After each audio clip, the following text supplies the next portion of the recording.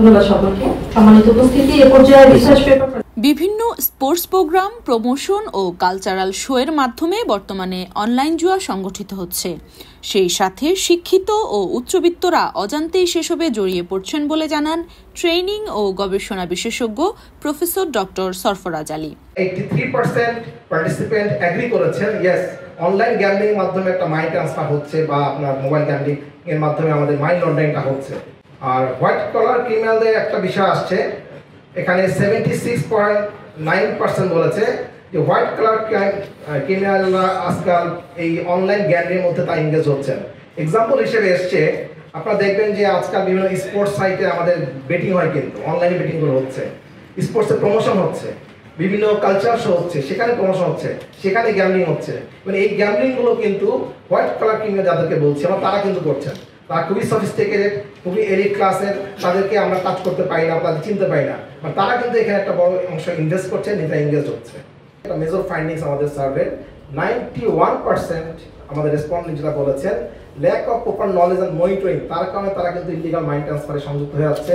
রবিবার সিআইডি হেডকোয়ার্টারে অনুষ্ঠিত সিআইডির আর্কাইভ নীতিমালার মোড়ক উন্মোচন ও challenges of controlling illegal money transfer and online gambling রিসার্চের প্রতিবেদন প্রকাশ অনুষ্ঠানে এসব কথা বলেন তিনি।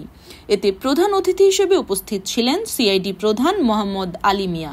বন্ধু বান্ধবদের মধ্যে সামান্য একটু মনোমালিন্য হলে একজন আরেকজনের বিরুদ্ধে ফেসবুকে যত রকম উচ্ছাপ এবং যত রকমের ব্ল্যাকমেল এগুলো করে যাচ্ছে, এটা কি সাইবার ইথিক্যাল অ্যাটিটিউড হলো? এই কন্ডাক্টটা কি পারফেক্ট কন্ডাক্ট? না। সোশ্যাল মিডিয়ায় এমন অবস্থা করে ফেলছে যে এখানে ব্ল্যাকমেলিং থেকে শুরু করে সকল ধরনের অপরাধ সংঘটিত হয়। এই কারণেই সাইবার ক্রাইমের মাধ্যমে অনেক কিছু করছে, ইভেন মানি ট্রান্সফার হচ্ছে ই ওয়ালেটের মাধ্যমে, ক্রিপ্টোকারেন্সির মাধ্যমে মানি ট্রান্সফার হচ্ছে। এই বিষয়গুলি আমাদের জানতে হবে, আমাদের ইয়াং সোসাইটিকে জানতে হবে, ইভেন আমরা যারা সচেতন নাগরিক আমাদের এগুলি জানতে হবে। তা না হলে দেখা যাবে যে আমরা ক্ষতিগ্রস্ত হয়ে যাচ্ছি। যেমন ওটিপি, বিকাশে কেউ টাকা প্রেরণ করলে তার কিছুক্ষণ পরে বলে যে এই টাকাটা আপনার অমুক জায়গা থেকে আসছে, আচ্ছা ঠিক আছে আপনার পিন নাম্বারটা বলেন। সেফ ব্ল্যাকমেলিং করে তার পিন নাম্বারটা নিয়ে যে বলে যে আপনার একটা ওটিপি যাচ্ছে, ওটিপিটা বলেন। এই বলা মানে, ওটিপি নাম্বার দেওয়া মানে মোবাইলের কন্ট্রোল তার কাছে চলে যায় এবং সেই মোবাইলে যত টাকা আছে সমস্ত টাকা সে নিয়ে যায়। এরকম বহু শত শত ঘুরি ঘুরি ঘটনা আমাদের কাছে আছে। এছাড়া রিসার্চ কিংবা একাডেমিক প্রয়োজনে এখন থেকে যে কেউ চাইলেই সিআইডি আর্কাইভ থেকে গুরুত্বপূর্ণ তথ্য নিতে পারবে বলে জানিয়েছেন সিআইডি প্রধান মোহাম্মদ আলী মিয়া।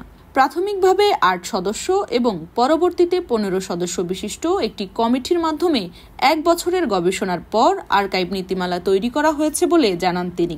আপনারা যে কোনো ঘটনা সংক্রান্তে যখন যে বিষয় আপনাদের প্রয়োজন, কেউ যদি রিসার্চ করার জন্য প্রয়োজন হয় বা কোনো একাডেমিক পারপাস যদি কখনো কোনো ডকুমেন্টস প্রয়োজন হয়, আপনারা আমাদের নীতিমালা অনুসারে এখানে দরখাস্ত করলে বা আবেদন করলে বা জানতে চাইলে আমরা সহযোগিতা করবো, বা যে পার্ট আপনার প্রয়োজন ওই পার্ট আমরা প্রদান করব, যাতে আপনার যে অভিষ্ট লক্ষ্য সেই অভিষ্ট লক্ষ্যে আপনি সাকসেস হতে পারেন।